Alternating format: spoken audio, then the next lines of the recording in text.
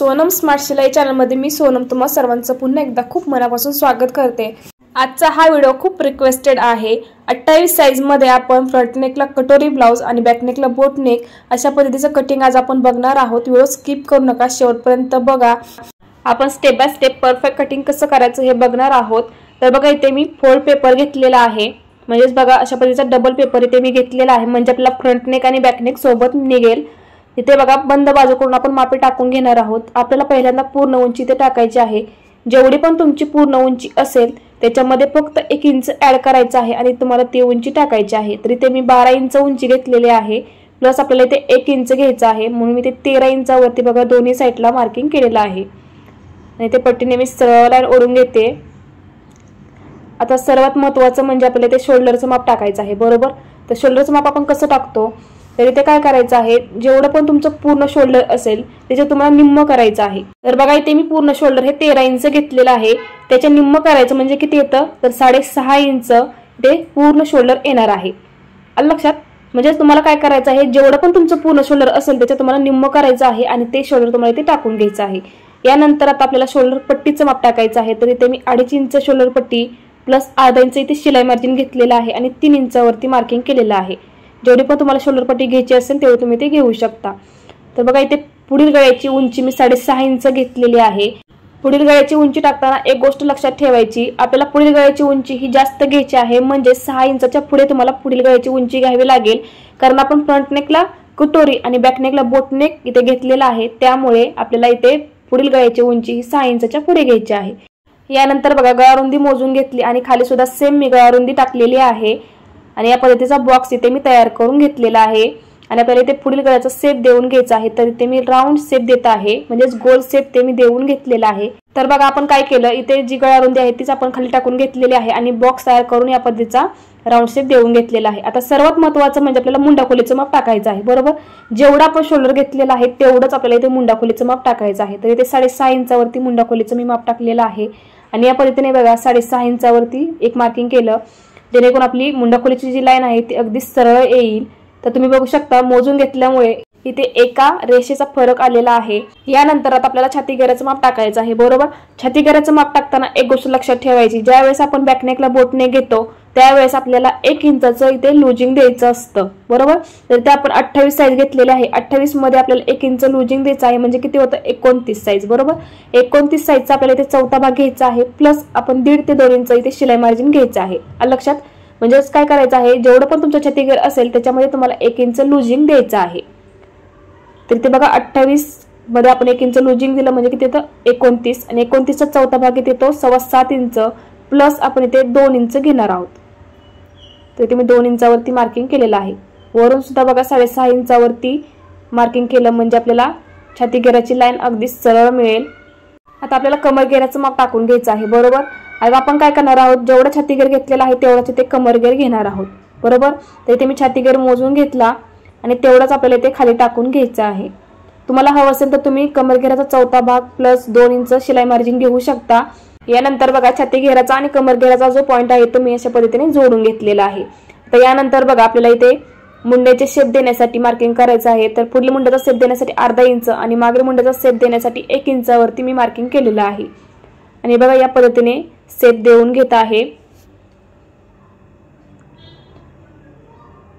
आता यानंतर आपल्याला योक पट्टीची मापे टाकून घ्यायची आहेत। त्यासाठी बघा दोन्ही साइडला आपल्याला 2.5 इंचावरती मार्किंग करायचं आहे आणि इथून बघा वरती 1 इंचावरती मार्किंग केलेलं आहे आणि या पद्धतीने पट्टीने मी सरळ लाईन ओढून घेतली। आता इथे बघा आपल्याला छाती घेराचा 10वा भाग प्लस पाव ते अर्धा इंच इथे घ्यायचा आहे, बरोबर। तर 29चा 10वा भाग किती येतो 3.25 इंच, बरोबर। 3.25 इंच प्लस पाव ते अर्धा इंच तुम्हाला इथे घ्यायचं आहे। तर इथे बघा 3.25 इंच प्लस पाव इंच म्हणून इथे मी 3 इंचावरती मार्किंग केलेलं आहे आणि या पद्धतीने बघा योक पट्टीचा शेप देऊन घेत आहे। तुम्ही बघू शकता अगदी परफेक्ट आपला योक पट्टीचा शेप इथे आलेला आहे। यानंतर बघा इथे 1 इंचाचं शिलाई मार्जिन आपल्याला घ्यायचं आहे।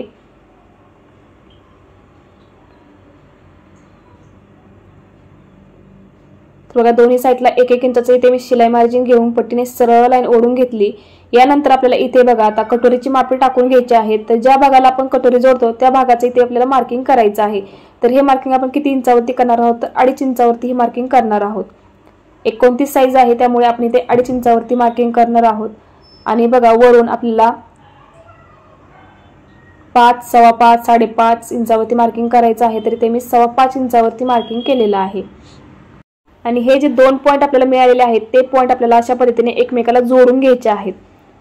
ही सोपी ट्रिक तुम्हाला कटोरीचा शेप देण्यासाठी मी सांगत आहे। या पद्धतीने जर कटोरीचा शेप तुम्ही दिला तर अगदी परफेक्ट तुमचा कटोरीचा शेप येईल।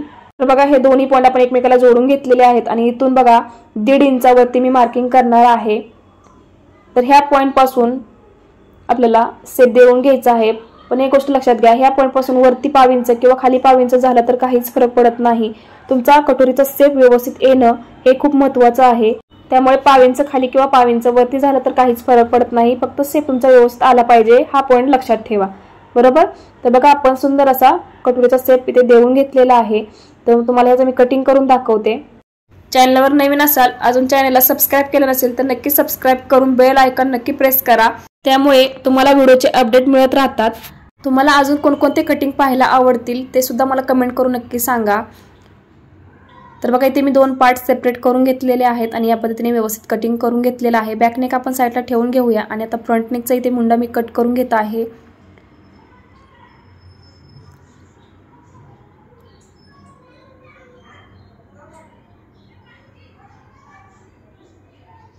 तर बघा ज्यावेळेस तुम्ही हा पार्ट अस्तरवरती ठेवाल त्यावेळेस तुम्हाला काय करायचं आहे, हा पार्ट बघा इथून 1.5 ते अर्धा इंच वाढवून घ्यायचा आहे इथपर्यंत, लक्षात। म्हणजेच तुम्हाला ह्या पॉइंट पासून ह्या पॉइंट पर्यंत हा भाग वाढवून घ्यायचा आहे ज्यावेळेस तुम्ही हा भाग अस्तरवरती ठेवाल त्यावेळेस, लक्षात। यानंतर बघा आता आपण बॅकनेकची मापे टाकून घेऊया।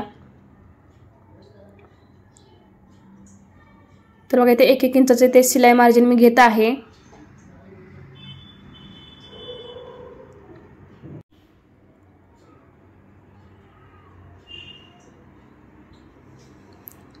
यानंतर आपण इथे बॅकनेकला बोटनेकचा शेप देऊन घेणार आहोत। तर इथे बघा शोल्डर पट्टीचं माप इथे आपण टाकून घेतलेलं आहे।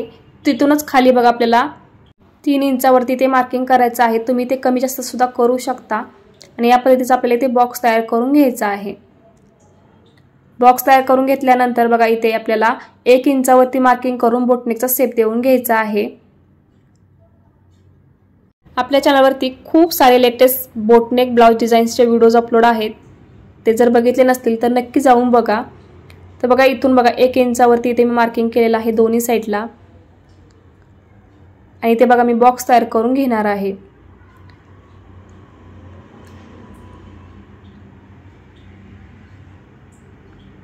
तर बघा या पद्धतीने व्यवस्थित मी ते बॉक्स तयार करून घेतलेला आहे।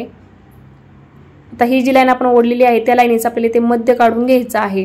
तर टेप या पद्धतीने ठेवायचा आहे आणि फोल्ड करून मध्यावरती एक खूण करून घ्यायचे आहे आणि सरळ बघा या पद्धतीने आपल्याला लाईन ओढून घ्यायची आहेत आणि आपला सुंदर असा बोटनेकचा शेप इथे रेडी होणार आहे। तर तुम्ही बघू शकता आपला बोटनेकचा शेप इथे रेडी झालेला आहे।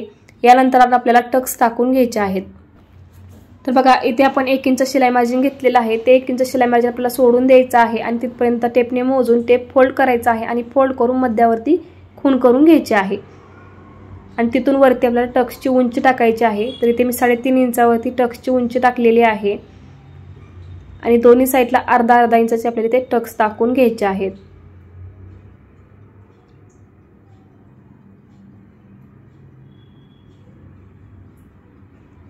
तर बघा आपण इथे बॅकनेकची मापे टाकून घेतलेली आहेत। अगदी सोप्या पद्धतीने आपण इथे बोटनेकचा शेप देऊन घेतलेला आहे। तर आपण ह्याचं कटिंग करून घेऊया। बोटनेक ब्लाउज डिझाईनच्या खूप छान छान आणि लेटेस्ट डिझाईन्स मी अपलोड केलेल्या आहेत। व्हिडिओ बघितले नसतील तर नक्की जाऊन चेकआउट करा।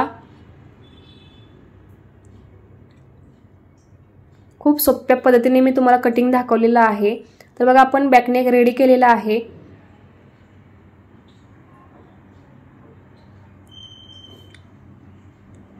तर ते मी लिहून ठेवते बॅकनेक। तर यानंतर आता आपण बाहीचं कटिंग इथे बघणार आहोत। तर बघा इथे मी फोल्ड पेपर घेतलेला आहे आणि बंद बाजूकडून आपल्याला इथे बाहीची उंची टाकून घ्यायची आहे। तर बघा इथे बाहीची उंची मी 4 इंच घेतलेली आहे प्लस अर्धा इंच शिलाई मार्जिन इथे मी घेतलेला आहे, कारण अस्तरची बाही ते कटिंग करत आहे त्यामुळे. यानंतर आपल्याला इथे बाहीची घडी टाकून घ्यायची आहे. तर बाहीची घडी कशी काढायची तुम्हाला सोपी ट्रिक इथे मी सांगणार आहे. तर बघा आपण फ्रंट नेकला छाती घेराचा चौथा भाग प्लस आपण 2 इंच शिलाई मार्जिन घेतलं बरोबर. ते पूर्ण माप किती आलं तर 9.25 इंच आपलं माप आलं होतं. तर त्या 9.25 इंचातून आपल्याला अर्धा इंच मायनस करायचं आहे. तर किती येतं 8.25 इंच बरोबर. तर 8.25 इंचावरती इथे मी मार्किंग केलेलं आहे आणि या पद्धतीने बघा बॉक्स तयार करून घेत आहे. आता यानंतर बघा इथे आपल्याला बाहीची उंची किती आपली होती 4 इंच, त्याच्या निम्म आपल्याला इथे करायचं आहे. तर किती येतं 2 इंच. तर इथे मी 2 इंचावरती दोन्ही साईडला मार्किंग करत आहे. आणि खाली बघा आपल्याला दंडघेराचं माप टाकून घ्यायचं आहे. तर जेवढा पण तुमचा दंडघेर असेल तेवढा तुम्हाला इथे घ्यायचा आहे. तर इथे मी 5 इंचावरती दंडघेर टाकणार आहे प्लस 1.5 इंच शिलाई मार्जिन इथे घ्यायचं आहे. जेवढा पण तुमचा दंडघेर असेल तेवढा घ्यायचा प्लस 1.5 इंच शिलाई मार्जिन घ्यायचं आहे. आणि या पद्धतीने बघा पट्टीने मी सरळ लाईन ओढून घेतली आणि खाली तिरकी लाईन ओढून घेतलेली आहे. या पॉइंट पासून इकडे बघा 1 इंचावरती मार्किंग केलं आणि 1 इंच सोडून आपल्याला या पद्धतीने टेपने मोजून आपल्याला मध्यावरती खूण करून घ्यायची आहे. आणि तिथून आपल्याला पट्टीने सरळ लाईन ओढून घ्यायची आहे. आणि ह्या लाईनीचे आपल्याला 3 समान भाग करून घ्यायचे आहेत. आणि आपल्याला ह्या पॉईंटमधून आपल्याला मुंडेचे शेप देऊन घ्यायचे आहेत. तर मी ते शेप देऊन घेत आहे. अगदी सोप्या पद्धतीने बाहीचं कटिंग कसं करायचं याचे खूप सारे व्हिडिओज मी अपलोड केलेले आहेत. त्या व्हिडिओजमध्ये खूप डिटेलमध्ये मी सांगितलेलं आहे की तुम्ही परफेक्ट बाहीचं कटिंग कशा पद्धतीने करू शकता. तर ह्या व्हिडिओमध्ये आपण इतक्या डिटेलमध्ये बघू शकत नाही, त्यामुळे ते व्हिडिओज नक्की जाऊन चेकआउट करा. तर इथे आपण बाहीचं कटिंग करून घेत आहोत.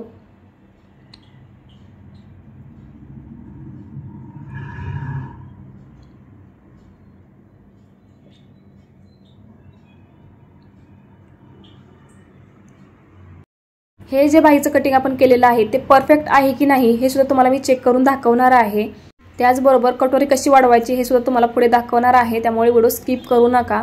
तर बघा आपण हा फ्रंट नेकचा पार्ट घेतलेला आहे आणि इथून बघा आपल्याला अर्धा इंच सोडायचं आहे, कारण आपलं शोल्डरमध्ये अर्धा इंच जात असतं, त्यामुळे ते मी अर्धा इंचावरती एक मार्किंग केलं.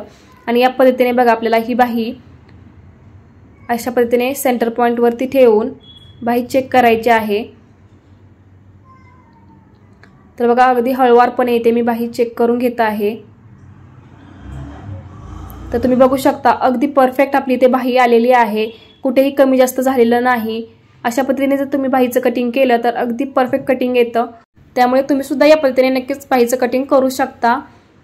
तर आता आपण कटोरी वाढवून घेणार आहोत. त्यासाठी बघा इथे मी पेपर घेतलेला आहे आणि ही जी कटोरी आहे ती आपण आहे तशी ड्रॉ करून घेणार आहोत, म्हणजेच आहे तशी इथे आपल्याला कटोरी आखून घ्यायची आहे.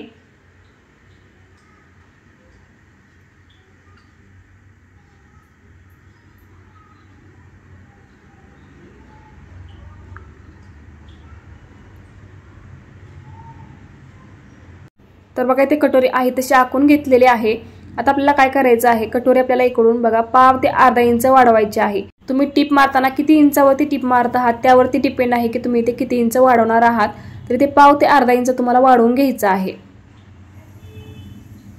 आणि इथून बघा खाली पाव इंच मी खाली घेतलेला आहे. आणि इथून बघा आपल्याला 1 इंचावरती मार्किंग करायचं आहे, कारण लहान साईज आहे त्यामुळे इथे आपण 1 इंच घेत असतो.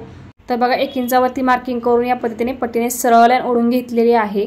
आणि हे जे 2 पॉईंट आहेत ते बघा एकमेकाला अशा पद्धतीने तिरके जोडून घ्यायचे आहेत. इथून खाली पाव इंच खाली घ्यायचं आहे आणि ही जी लाईन आपण ओढलेली आहे त्या लाईनीचं आपल्याला मध्य काढून घ्यायचं आहे.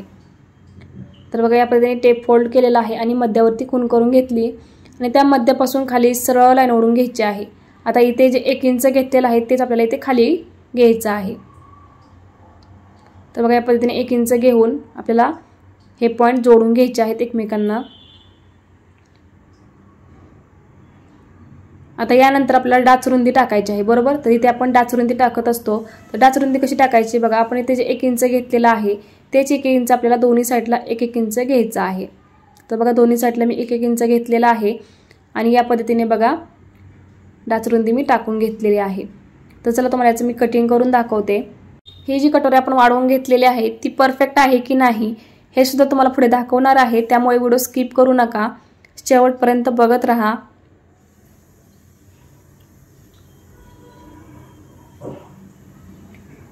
तर बघा आपण कटोरी या पद्धतीने फोल्ड करून आपण इथे टक्स टाकत असतो बरोबर. तर बघा या पद्धतीने फोल्ड करून आपण टक्स टाकून घेत असतो. तर आपण इथे पिन लावून घेणार आहोत. तर बघा या पद्धतीने जर फोल्ड केलं तर तुम्ही बघू शकता एक लाईन वरती आणि एक लाईन खाली आहे, तरी सुद्धा काही फरक पडत नाही. या पद्धतीने टक्स टाकायचे आहेत. इथे मी पिन लावून घेते आणि तुम्ही बघू शकता अगदी सरळ आपली लाईन आलेली आहे. कुठेही कमी जास्त झालेलं नाही, अगदी परफेक्ट आणि सरळ आपली लाईन आलेली आहे. त्यामुळे खाली वर झालं तरी काही फरक पडत नाही. ज्यावेळेस तुम्ही टक्स टाकाल त्यावेळेस अगदी परफेक्ट तुमची कटोरी येणार आहे, कुठेही कमी जास्त होणार नाही. तर बघा या पद्धतीने आपण अगदी परफेक्ट कटोरी वाढवून घेतलेली आहे. तर बघा आपण फ्रंट नेकपेक्षा अर्धा इंच कटोरी आपली जास्त असते. तर अगदी परफेक्ट आपली इथे कटोरी आलेली आहे. यानंतर बघा योकपट्टी. तर बघा अगदी स्टेप बाय स्टेप आपण परफेक्ट कटिंग इथे करून घेतलेला आहे. तर आपण बघा बॅकनेकचं कटिंग इथे बघितलेलं आहे. यानंतर बाहीचं कटिंग आपण इथे केलेलं होतं आणि त्याचबरोबर फ्रंट नेकचं सुद्धा आपण इथे कटिंग स्टेप बाय स्टेप बघितलेलं आहे. तुम्हाला हा व्हिडिओ कसा वाटला ते मला कमेंटमध्ये नक्की सांगा. व्हिडिओ आवडला असेल तर लाईक आणि कमेंट करायला विसरू नका. नंतर भेटूया असेच एका छानशा व्हिडिओ